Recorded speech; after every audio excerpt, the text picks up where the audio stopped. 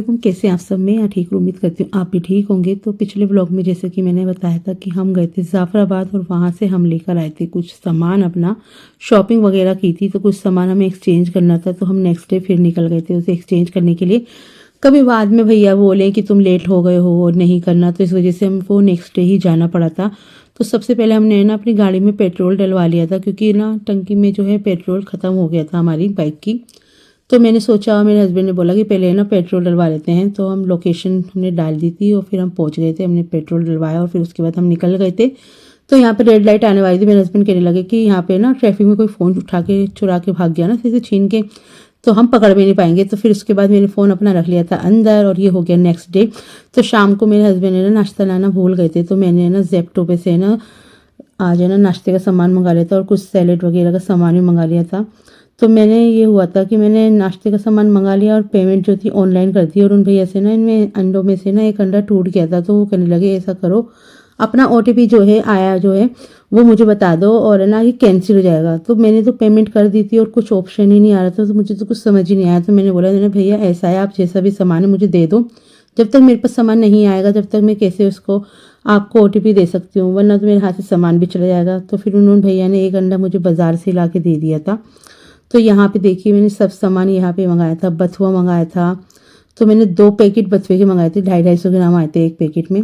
और ये अंडे मंगाए थे, देखिए इसमें से ना एक अंडा उनसे पता नहीं कैसे फूट गया था। मैं तो कह रही थी ऐसे ही दे देना, पर उन्होंने एक अंडा और ला के दे दिया था हमें, पर कोई बात नहीं, तो ठीक है, बस क्या ही कहूँ।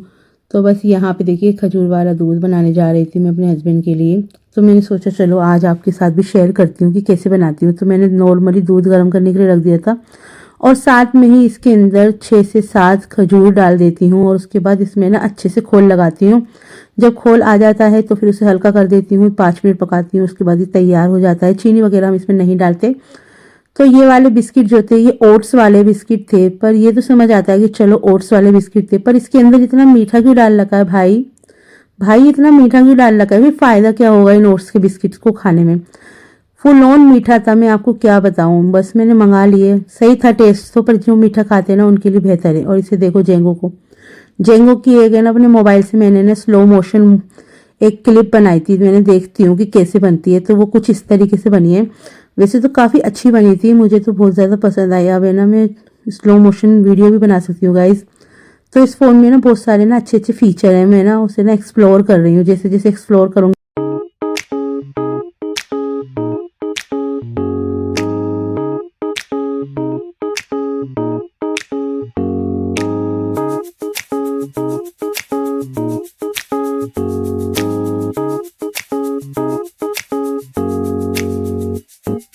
देखो देखो देखो कौन है कंबल में? कंबल में बैठा है मेरा प्यारा प्यारा सा जेंगो मैंगो। तो इसको लगे सर्दी और हम इसे बिठाएं कंबल में। तो इसकी है ना शॉर्ट यानी कि रील बनाने के लिए मैं इसके साथ एक शूट कर रही थी। तो यहाँ पे देखिए मैंने इसे बिठा लिया और फिर मैंने बोला चल जा निकल इधर से। तो ये निकल ही नहीं रहा, इसे बहुत ही मज़ा आ रहा था कंबल के अंदर। तो फिर मैंने इसे ना थोड़ी देर कंबल में बिठा लिया और इसकी मर्ज़ी के ऊपर बात है कि ये नहीं है कि मैं बिठाना नहीं चाहती, इसकी मर्ज़ी होगी तो ये कंबल में बैठेगा, वरना तो ये कंबल के ऊपर ज़्यादा बैठना पसंद करता है। लेकिन आज इसे आराम मिल रहा था क्या है, और है ना जो कैट्स आवाज़ निकालती है ना गुन गुन गुन गुन गुन गुन, वैसी आवाज़ भी निकाल रहा था। तो मैंने बोला चलो चलो सबको जेंगो मैंगो हाय कह दो। तो बहुत ही ज़्यादा है ना क्यूट वीडियो बनती है इसकी, मुझे तो बहुत ही अच्छा लगता है अपना जेंगो मैंगो। आप बताइए आपको कैसा लगता है मेरा जेंगो मैंगो? और है ना बहुत ही ज़्यादा आज्ञाकारी बच्चा है ये, जो कह दो ना वो करता है। कभी कभी शैतानी करता है, तो कभी कभी तो सभी करते हैं, कोई बात नहीं। बहुत ही ज़्यादा प्यारा, जब ये एक आंख बंद करता है ना गाइस इतना प्यारा लगता है मुझको, ये इतना प्यारा लगता है आपको बता नहीं सकती हूँ। साथ साथ में मैं जेंगो मैंगो के साथ खेल भी रही थी और साथ साथ में दिमाग में चल रहा था कि शाम को क्या बनाऊंगी, रात को क्या बनाऊंगी। रोज़ की परेशानी है ये सोचते रहना। तो मैंने जो सुबह को जेप्टो पे से बथुआ मंगाया था और लेटस मंगाया था और कुकुम्बर मंगाया था यानी कि खीरा। तो मैंने सोचा कि क्या ही बनाऊं, बथुए के पराठे बना लेती हूँ। इस सीज़न में तो मैंने एक बार भी नहीं बनाए, तो ये हमारे पहले ही हैं। तो मैंने चलो कोई बात नहीं। तो सबसे पहले मैं ना इसे बथुए को निकाल के इसे ना एक पत्ता को अलग करूँ या नहीं करूँ, ये भी सोच रही थी मैं। फिर मैंने सोचा कि इसे ना मोटा मोटा काट लेती हूँ, क्योंकि हमें तो इसे एक बार यानी कि उबाल के और फिर उसके बाद पीसना ही है। तो मैं ना जो ख़राब पत्ते हैं वो निकाल दूंगी। वैसे तो काफ़ी अच्छा बथुआ आया था, तो मैं यहाँ पे जो है ना सारे पत्तों को ना ऐसे ऐसे करके साइड में कर रही थी मैंने, और चलो इसे मोटा मोटा ही काट के और फिर अच्छे से है ना इसे 3-4 बार है ना पानी से धो के और उसके बाद इसे उबालेंगे और फिर इसे पीसेंगे। तो मैं यहाँ पे देखिए कूड़ा इसका ऐसे अलग कर रही थी। बस ये मोटी मोटी डंडियाँ जो आगे की थी इन्हें मैं हटा दूंगी और फिर इसके बाद है ना बस मैं ज़्यादा बारीक नहीं काटूंगी, बस मोटा मोटा ही काटूंगी, क्योंकि हमें इसे उबालना है और फिर मिक्सी में डाल के ना अच्छे से ना पेस्ट बना लेना है, जिससे कि हम बनाएंगे मज़ेदार मज़ेदार से बथुए के पराठे, जिसे खा के हो जाए मन खुश और बन करेगा बल्ले बल्ले। मेरे हस्बैंड का दिल तो बहुत बल्ले बल्ले करेगा, उन्हें तो बहुत ज़्यादा पसंद है बथुए के पराठे। तो बस यहाँ पे देखिए कट गया है, कूड़ा एक साइड कर दिया है मैंने। अब ये सारा बथुआ जो है मैं एक तसले में करूँगी और इसको जैसे सब्जियां धोते हैं पानी डाल के निथारने की तरतीब से, वैसे ही इसे धोऊंगी और एकदम साफ हो जाएगा। हरी सब्जियों में ये परेशानी होती है, अगर आप अच्छे से नहीं धोएंगे तो आपकी सब्जी का हो सकता है सत्यानाश, इसलिए इसे धोने के लिए बिल्कुल भी आलकस ना करें। तो सबसे पहले मैंने चला लेना है चूल्हा चला के इस पर रखूंगी कढ़ाई के ऊपर डालूंगी बथुआ और थोड़ा सा पानी, जिससे कि ये अच्छे से उबल जाए। और फिर जब इसमें एक आंच लग जाएगी ना तो मैं जब ही चूल्हा बंद कर दूंगी। और उसके बाद जो है फिर उसके बाद इसमें एक यानी कि जितनी आपको हरी मिर्च खानी हो, यानी कि मिर्च जितनी डालनी हो उतनी डाल सकते हैं। मैं 2-3 हरी मिर्ची डालूंगी और फिर इसको मिक्सी में डाल के अच्छे से ना ब्लेंड कर लूँगी, अच्छे से पिस जाएगा। और फिर उसके बाद है ना हम इसे गूंदेंगे आटे के अंदर, जो कि मैं आपको आगे दिखाने वाली हूँ। बस थोड़ा सा ही मैंने पानी डाला था, जिससे कि बस इसमें भाप बन जाए, क्योंकि अभी अभी मैंने धोया था ना तो थोड़ा तो पानी बथुआ भी छोड़ेगा ही। तो यहाँ पे देखिए हमारा बथुआ जो है उबल चुका है। देखिए कितना सारा था, पूरी कढ़ाई भरी हुई थी और इतना सा रह गया। बस इसको ऐसे ऐसे करके मैंने इसके अंदर डाल देना है मिक्सी के जार में। और ये ठंडा हो गया है, पर इस यानी कि सर्दी ज़्यादा है ना, तो इस वजह से धुआं निकलता हुआ दिख रहा है। आपको गरम गरम नहीं पीसना है, बिल्कुल ठंडा करके फिर ही पीसे, वरना तो मिक्सी का जार है ना मुँह पर ही आगे गिरेगा हमारे। कई बार ऐसा हो जाता है जल्दी के चक्कर में।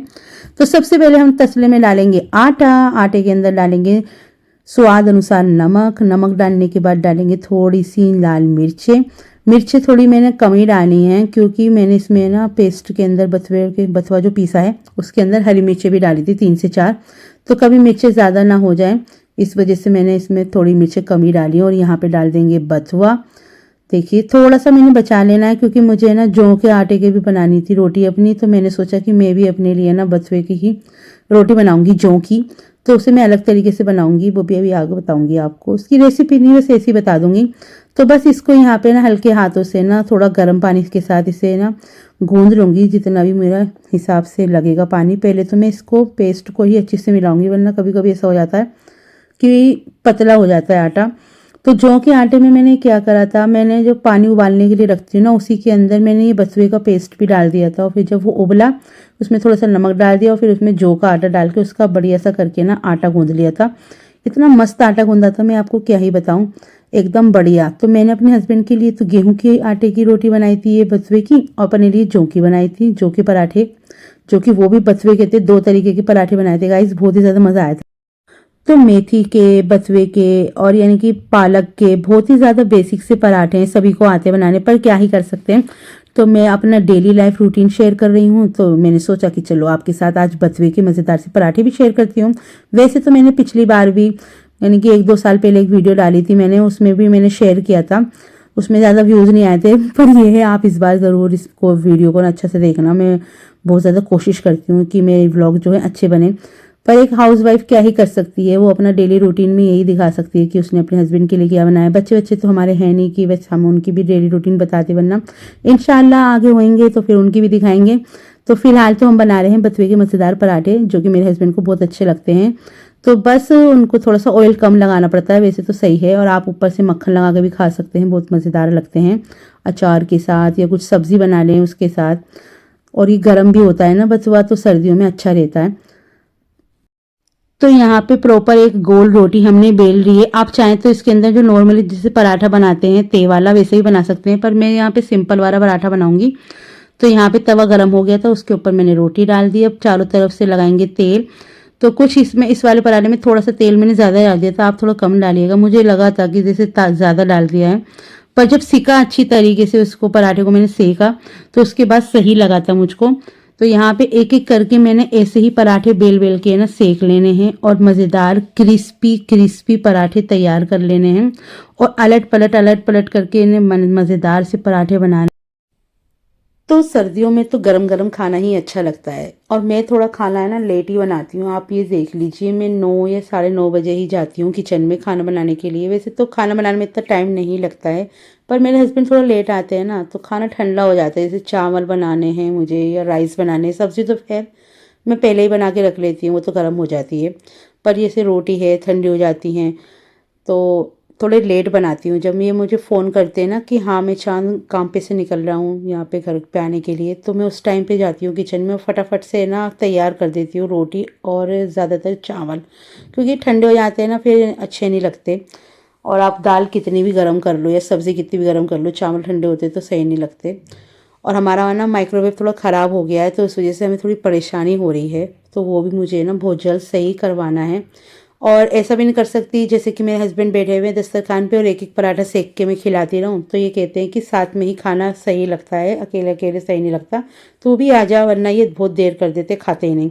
तो देखिए बातें करते करते पराठे भी बन गए थे और मैंने अपने लिए बनाई थी रोटी और अपने हस्बैंड के लिए बनाए थे पराठे और साथ में अचार। और देखिए फिर मैंने सोचा कि चलो थोड़ी सी कोई सब्ज़ी भी बना लेती हूँ, तो मैंने आलू की कतलियाँ बना ली थी मज़ेदार सी। और यहाँ पे मेरे हस्बैंड आपको चेक करके बताएंगे कि कैसी बनी है। और मेरे कहने पर इन्होंने ना गरम गरम है ना सब्ज़ी भी खा ली थी, इनका एकदम से ना मुंह जल गया था, तो बस मैंने बोला पानी पियो और आराम से बताओ। तो बने हैं हमारे साथ मज़ेदार मज़ेदार से पराठे और आज का पूरा दिन ऐसे ही गुजर गया और हमने और कुछ भी नहीं किया था, इसलिए मैंने आपके साथ ये वाला व्लॉग शूट किया था। मेरी यानी कि बथुए के पराठों की एक रेसिपी कैसा लगा आपको ज़रूर बताइएगा। लाइक शेयर एंड सब्सक्राइब करना ना भूलें, हमें इंस्टाग्राम और फेसबुक पे भी फॉलो करें। अल्लाह हाफिज़।